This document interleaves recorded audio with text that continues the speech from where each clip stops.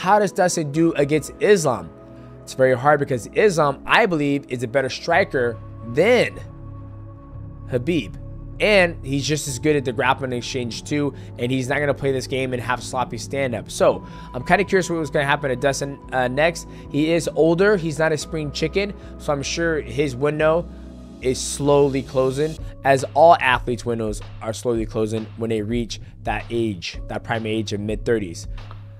Yeah, because I know Dustin, it's not deserve the title fight, but we don't have any option right now. Everybody busy, but I want to fight, you know. I want to fight like 3 times in the year. That's why I just have to call someone. And Poirier is free now, and he showed like excellent performance and scored a beautiful knockout. That's why he's free now. He's healthy, and I asked him to fight in June. I have to fight. I don't care.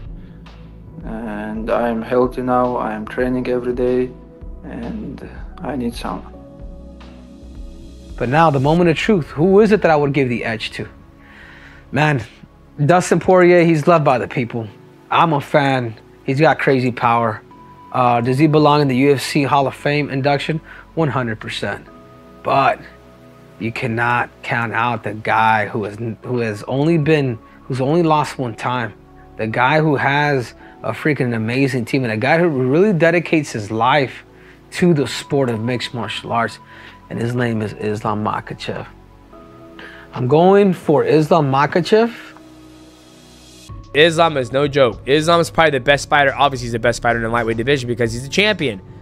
But that is not an easy fight. Like, if I was Dustin, I would spend a lot of time working on my wrestling jiu-jitsu if I was gonna fight Islam. He's not gonna lose his hands. Like, Dustin's always gonna be able to have his hands be quick and nice and light. That's what I would focus on. Yeah, I would agree. But seeing the way, and Dustin deserves it. Dustin's great, but seeing the way Saint Denis took him down in the first round, I would imagine Makhachev's gonna do or try to do something very similar. So John Anik said Dustin Poirier has never won a fight by guillotine, despite the fact that he jumps the guillotine like it is. I don't know how many times Dustin Poirier jumped the guillotine. It's probably almost in the triple digits by now because he's been fighting forever. And the fact that he hasn't got one would make me think like, hey, maybe go away from it. Now getting stuck underneath someone wrestling sucks. Getting stuck underneath someone fighting is terrible because they're gonna keep you under there. They're gonna punch you. They're gonna elbow you. They can try to choke. Also, there's just so many bad things. So it's like, man, I wish Dustin Poirier would learn how to sprawl a little bit. I think it would be really beneficial against Makhachev. If he jumps guillotine on Makhachev, I can't imagine it's gonna work. You ever watch someone fight and they win all the time, and you see someone come up and you're like, well, I think maybe this guy will give him a problem, or maybe this guy will give him a problem here. And then they go in and they just dominate. And Islam is that guy for me, because for whatever reason, I watch the tape, I watch the film, I break him down, just technique by technique. He's one of those guys that he's not very flashy. There's no flair. There's nothing, like, he doesn't go outside of the box too much. He is just basic fundamentals. And when we're coaching, or when I'm in the gym and you got guys that are there, they skip all the fundamental shit like we talk about with Johnny Walker, where they want to do flying knees and spinning kicks and all this crazy shit, and you want them to you want to slow them down and say, you got to get these fundamentals right first. Islam is who you need to show them. Like, he just does the small things right, and you hear people talk about how goddamn strong he is, but that's just positional awareness. He puts his weight in the right spots, and he doesn't give any opportunities. Like, he gives no space. He gives no openings. Like, you can do everything right, and Islam will still beat you because he just is technically proficient on the top, and he's very slow. He's very patient. He just gives no opportunities to make mistakes. Like I always say to my guys, like everybody, there is levels. There is fighters, there is champion, there is elite, and I think Islam is elite. I see how Islam go with a lot of ADCC level guys, even with ADCC champions. They tap when they grapple with Islam. I see 88 kilo, 99 kilo, 77 kilo. I don't want to say name, but they top ADCC world champion, you know. And the fight with him, it's gonna be good for me, you know, for the history, for the everything. You know, he's a legend. He beat a lot of tough guys, and he's a tough opponent too. He have good guillotine. Same things. I will take him down. He will try to give him guillotine, and I will take his back and choke him. That's it. I mean, Islam.